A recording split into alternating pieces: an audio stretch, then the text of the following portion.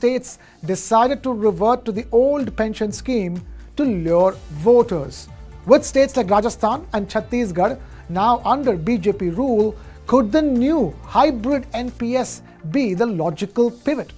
To understand the shift, let's compare the old and new systems. Under the old pension scheme, for pre-2004 recruitments, employees received 50% of their last salary as a pension after 20 years of service with inflation adjustments twice a year.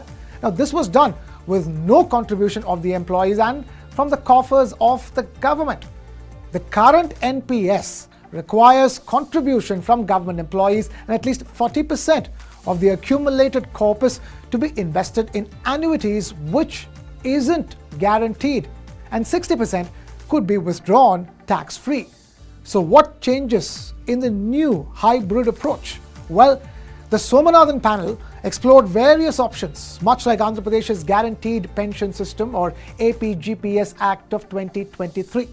This act ensures that if a retiree's annuity falls short, the government tops it up to 50% of the lost drawn basic pay. For the spouse of a deceased subscriber, the pension is 60% of the guaranteed amount, along with cost of living adjustments for inflation. But what about withdrawals? Under the APGPS, any withdrawals would proportionally reduce the guaranteed pension, ensuring sustainability. So will the NDA government's proposed move to a guaranteed pension system be a game changer for central government employees? And how will this affect India's overall fiscal health? Those are questions that should find answers in the final accepted draft of the pension bill. All right, so that of course is an explanation of what the Andhra model of contributory pension looks like. With me in the studio is my colleague Kartik Malhotra. Kartik, I want to begin by asking you, this was of course a major bone of contention between the opposition, the main opposition Congress party and the BJP. But with a pension which is now attested to the tune of 50% of the basic pay and a guarantee on that, I think should solve out that political hurdle. I think, this Andhra Pradesh hybrid model is absolutely a win-win. So you don't really have the fiscal burden of accommodating 50% of the last drawn as pension, and at the same time you're looking at contribution coming in from government employees, thereby helping the government at the state level and at the center level build a certain corpus. That corpus can be invested in annuities and pretty much the pension pays for itself. Okay. Now the only thing is, if this is all going into debt products which are safer assets to invest in, then the yield is not going to be as high and as significant to be able to make this scheme completely self-reliant. But at the same time, if this is invested in market-linked opportunities, then obviously the upside is unlimited. And the downside, perhaps we could see some years of a bear run where you might actually have a downside, and then the upside through equities can compensate for those down years. All right, so Praveen Chakravarty, Chairman of All India Professionals Congress, is also joining us on the show. Mr. Chakravarty, does this solve the major political hurdle for you? Are you happy with what the government panel has suggested? There will be a minimum guarantee and it will be to the tune of 50%, and so this should be it. Yes, I think this was something that was expected, which is, and I had personally opposed the reversion to old pension scheme, even though it was Congress governments in a few states that had actually done that. But I must point out that at that time, I was arguing that the old OPS versus NPS as a political debate, as if it is something to woo voters, was completely meaningless, and I argued that it didn't have much to do with elections. And I must say that I stand vindicated now, because guess what? The Andhra Pradesh model, where Jagan Reddy brought in this, he's been voted out.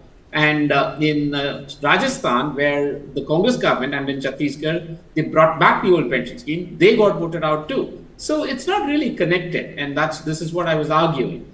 Now, coming to what the new, I don't know, I haven't seen the final draft of the Somanathan committee recommendation, but I do think it is a reasonable middle ground. I think the complaint was that under the NPS, pensioners, retired government bureaucrats and government servants were left to the vagaries of the market. And with this, they are assured of a certain minimum, which I think is reasonable. But at the same time, we can't go back to the old pension scheme, which is fiscally completely reckless. Hi, Mr. Chakravarty, Kartik Malhotra here. So while I completely agree with you, I think the old pension scheme is absolutely imprudent to go ahead with, either at a state level or at the center level. But what I want to ask you is that eventually, which organization as part of the state or the central government is going to manage this contribution which comes from government staffers, and where does it get invested? What is the ratio in which it should either look at equity markets or it should look at debt products? No, see, I mean, first of all, even under NPS, there is already that process that is going on right now, which is the contributions are being invested. I think the big argument was, should they be completely exposed to the swings of the market? Now, whether they should be, 70% debt and 30% equities, or 80-20 or 60-40, I actually don't think the government should dictate any of that. This should be left to professionally run pension fund managers and pension fund organizations, as it is across the world. In every country in the world, these are done professionally, and hopefully they'll be, if it's professionally run, it'll be efficiently managed, and the government would not have to cough up money if it falls short of the minimum obligation of 50% of their last drawn salary. So I don't believe that we should actually dictate. Neither do I think it should actually be a diktat from the union government, the central government. The states should be left to it should be left to the states to decide how to manage this pension money, so that we have a healthy competition among states and they can learn from each other. They can learn from the best practices of other states. Should employees have any say in where their contribution is invested, or do you think it should only be run by the professional bodies, with the only interface being the state, either at the state level or at the center? At this stage of India's development, I think it's best left to professionals. Okay. Yeah. All right. And in case of any shortfall in pension corpus for guaranteed money, where does that money really come from, sir? If it comes from the government coffers, then how is this hybrid model any different from OPS, apart from the contributory and the non-contributory factor of it? Well, if there is a shortfall, the government has to pitch in, that's for sure. But the way it is different is, and that is why it imposes this discipline on fund management. Because the government will presumably ensure that they don't have to cough up extra if there's a shortfall, for which the pension funds have to be managed more efficiently. Hence, it imposes a natural discipline on efficient pension fund management, and that is exactly why I'm saying the government should stay out of prescribing rules and diktats about how and what the ratio is and all of that. It should just be left to the pension fund managers. Mr. Chakravarty, it's also important at this point to get your views on what happens when we say that the minimum amount which will be drawn as pension would be 50% of the last drawn basic. Now, is this minimum 50% also likely to go up if the funds in which this money has been invested are yielding higher returns? Or do you think that is something that the government should keep as rainy day reserve on years where perhaps, or months where the yield has not been that great, because at the end of the day, this is market linked?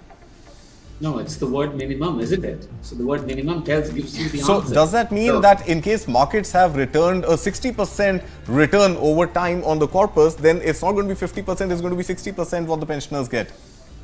Absolutely, and that's how it should be. It is their money, and if it's managed efficiently and it returns higher, the money should go back to them. So then, does this put certain employees at risk, that those who retired in a certain year, and this is where the compounding effect comes into play and the vagaries of the market come into play? Is it possible that somebody who retires in 2025 versus somebody who retires in 2026 at the same last run basic can theoretically draw different pension amounts?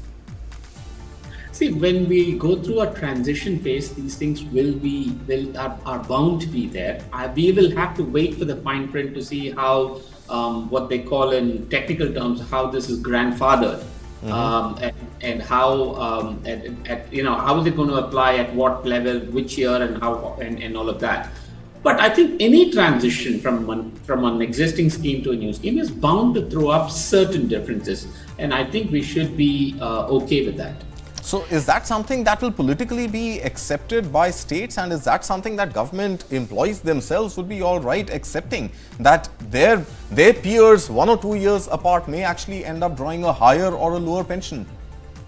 Yes, it is. See, it is almost like saying, let us assume that, income tax thresholds are increased from 5 to 6 lakhs. Okay. So then the person who's earning 6.5 lakh gets taxed, but the person earning 5.5 lakhs or 6 lakhs does not get taxed. So then we can start to say why this difference. I mean, when you put a certain dividing line, there's bound to be people on either side of the dividing line, which is perfectly fine.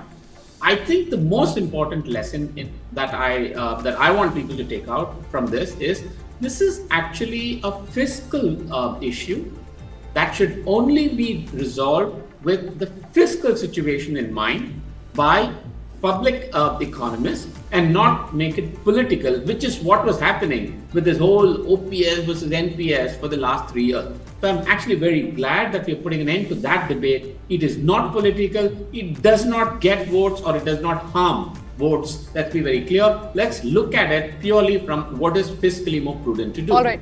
Mr. Chakravarty, so from what I'm assuming and what I'm hearing is that in case this hybrid model is enacted, there will be political consensus for those who so far have not really liked the NPS. But I want to also quickly talk to you, and given that it all depends on the market vagaries. Let's assume on the downside, markets don't give you returns for 2 or 3 consecutive years as is expected. In which case, what could be the fiscal burden of such a guarantee, sir? Could it then also dent the coffers of the government? Such was the case in OPS, and it could perhaps be the same with the hybrid model. Yeah, see, okay, so 2 things. First is, you talked about a political consensus. I must point out, as a member of the manifesto committee of the Congress party in the elections, we did not promise a reversion to the old pension scheme in the Congress manifesto. So that alone answers your question on what our stand will be when the government comes up with something like this. Second, if the returns fall short of 50%, let us assume it may fall short of 50%. Let's say it gets up to 30%. Okay, it's still 30% more than the old pension scheme. The old pension scheme had 0. It was all coming out of the government coffers, isn't it? So it is still fiscally more prudent than the old pension scheme. And yes, we will have to make up for the shortfall, which is okay, which I think is something that the government servants deserve. And it will also pick up and naturally impose a certain discipline on fund management to better and efficiently manage. It's exactly like what LIC does with its corpus, isn't it? LIC's performance has improved dramatically over the last 10, 20 years, if you actually think about it. So that's exactly like that is what I expect to happen in this case. So one downside that I see potentially, and I don't know, correct me if I'm wrong, but again, linking it back to politics, do you think there's a higher probability of this corpus being invested back in public sector companies, PSBs, for example, because it also then acts as, as a good tool to sort of prop those companies up and their market valuations up? Or do you think the politics will allow for very fair fund management like is done in the corporate world? Yes, see, it is. I mean, again, I go back to the example of LIC, isn't it? I mean, LIC was being used to prop up certain PSU stocks or to buy certain IPOs of certain PSU companies and those types of things. And over time, I think it got a little bit more market efficient. Remember, now we have a big change politically from the last 10 years. We will actually have an active democracy and an opposition. So we're not going to let the government run away by investing all this pension money in either PSUs or their friends' stocks.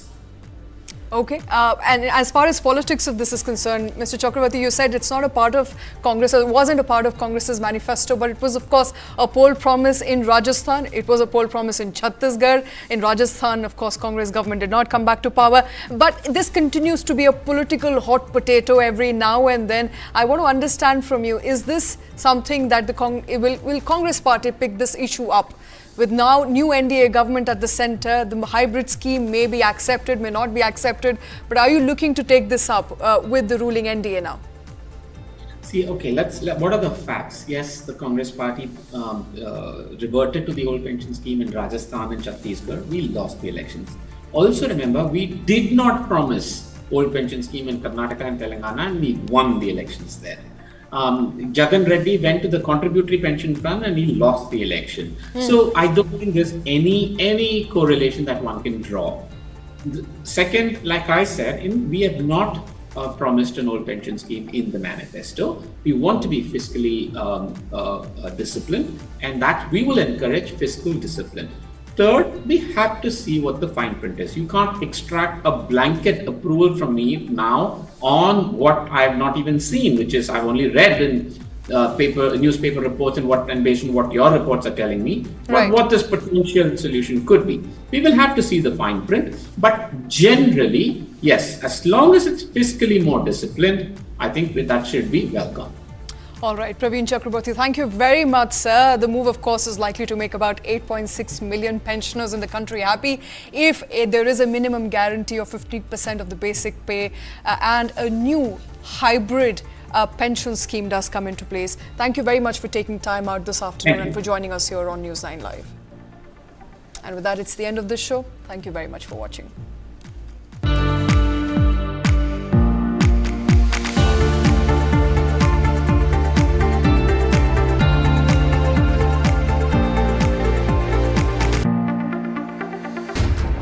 How do you fulfill that promise? Because ultimately expectations have to be met. If you look at the political landscape, is it really changing for women? And what is the inability of the forces that dead bodies surface but not the living people?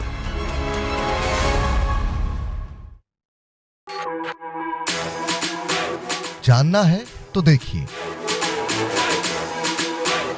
समझना है तो सुनिए, सीखना है तो पूछिए और कमाना है तो खरीदिए। जानकारी, सलाह और निवेश सब एक ही सुपर ऐप पर। पैसे का सवाल है तो जवाब है मनी 9। आजादी पैसे की, अभी डाउनलोड करें। Why is the state not looking at putting an embargo on that? As a Telangana person, I will not accept. How do ordinary folks deal with this?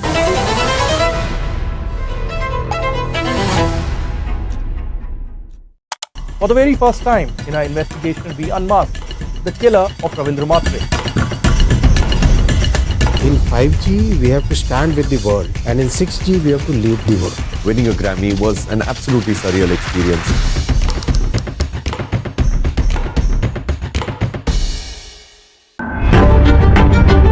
$20,000 people dead and counting. What's happening in the United States of America is unprecedented. You will have to pay for this.